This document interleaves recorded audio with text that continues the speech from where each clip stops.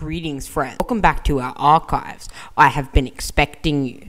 Today, as we have for the past few weeks, we will be covering the greatest character in all of Star Wars history, that being legendary Sith Titan of the dark side and warrior in Darth Malgus. Darth Malgus obviously being one of, if not the most famous Sith warrior of all time, and a Titan of the dark side, being essentially unbeatable and indomitable on the battlefield as both a general and a frontline soldier. Malgus both relished and detested murdering other beings, as he believed them beneath him, but he loved the thrill of battle, loved murdering people, and viciously pushing them into death.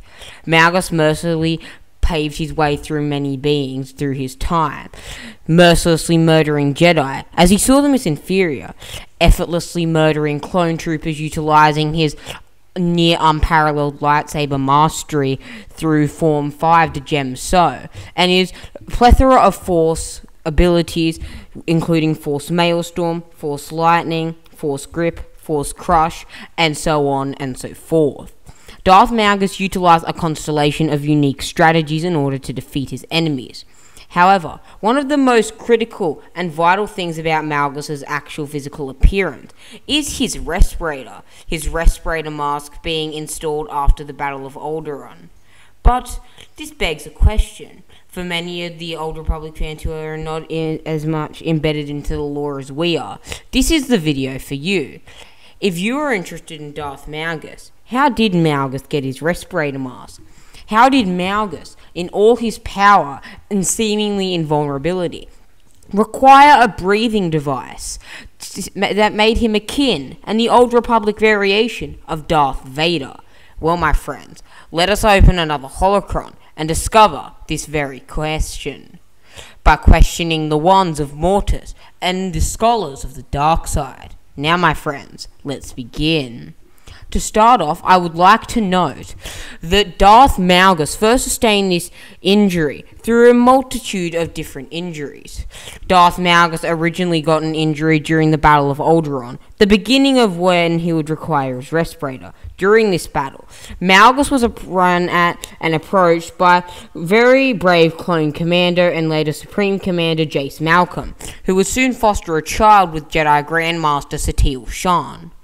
Jace Malcolm ran at Malgus, shooting a multitude of rocket blasts at him, 3 to be exact. While Malgus was able to use telekinesis to divert the first 2, he was unable to thwart the third one, with it smashing into him, slightly blackening his face. Despite this, Malgus felt absolutely nothing, no pain, only pure, brute rage and undiscerned focus. Afterwards, Malgus swiftly deprived Jace Malcolm of his weapon, and after the clone trooper foolishly attempted to use hand-to-hand combatancy against Malgus, Malgus swiftly nearly executed him utilizing Force Lightning, knocking him unconscious. After the arrival of Jedi Master Satele Shan, who was, in my opinion, the most powerful Jedi that was currently active on the field at the time, and who would later rise to the occasion and become the Grand Master of the Order, arrived. After Satele arrived on the battlefield, Jace Malcolm swiftly recovered after he was about to be executed by multiple Sith commandos. Satele then went on to fight Malgus, with Jace coming in to aid her by grabbing a stun grenade and propping it right next to Malgus' face. In the end, this also only blackened Malgus' physique, seeming as if his veins had been scorched to death.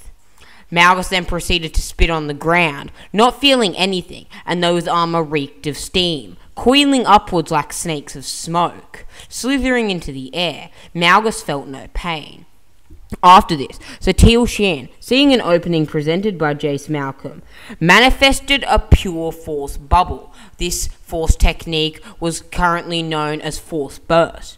She unleashed a force burst of catastrophic power, expressing her force sensitivity she had inherited from her great-great-great-great-great-grandfather in Revan and her great-great-great-great-grandmother in Bastila Shan. She unleashed this corporeal ball of energy and severely injured Malgus, causing an entire mountain to topple down on top of him.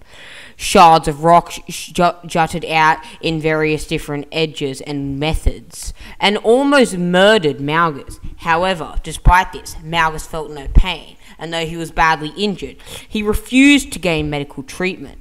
He demanded by his slave and lover, Alina Daru, that he be taken to where there were nearest Jedi and conflict.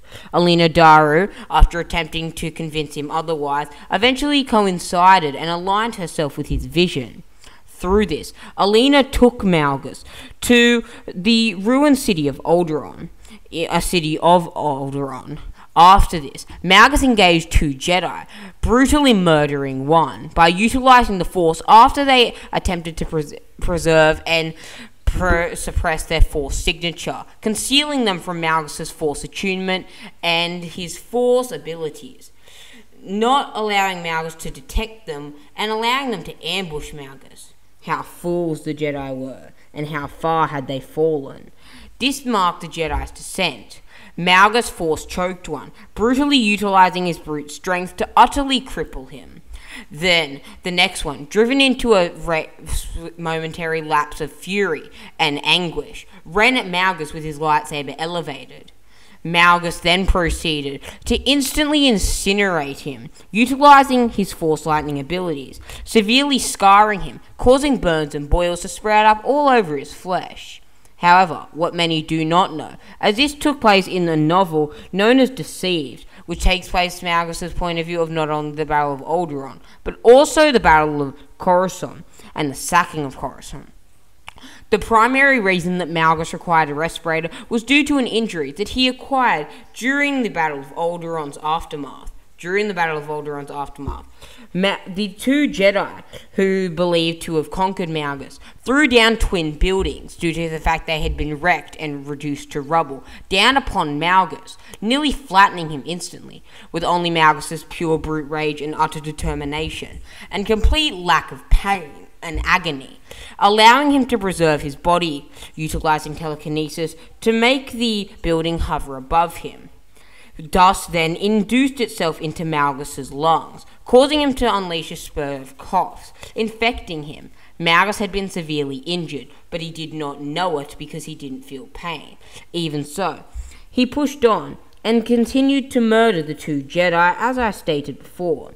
Malgus literally threw the 2 buildings off him utilizing the Force, stressing his immense Force attunement once again.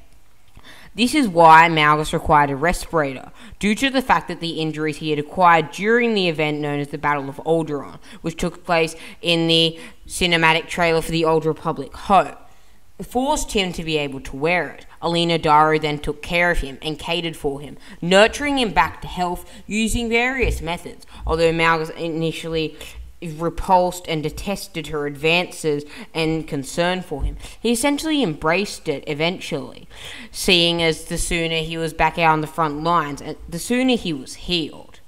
Well, my friends, what did you think of this breakdown as why Malgus, who is currently the thumbnail for my whole YouTube channel as a whole, and in my opinion, the greatest Star Wars character of all time, a compelling and interesting character, why he needed a respirator that made him think and feel like an Old Republic version of Darth Vader himself.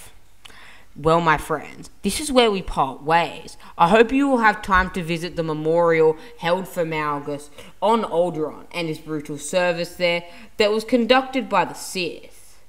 This is where we part ways. I'll see you in a galaxy far, far away, acolytes, and avoid the Dragon of Zakul.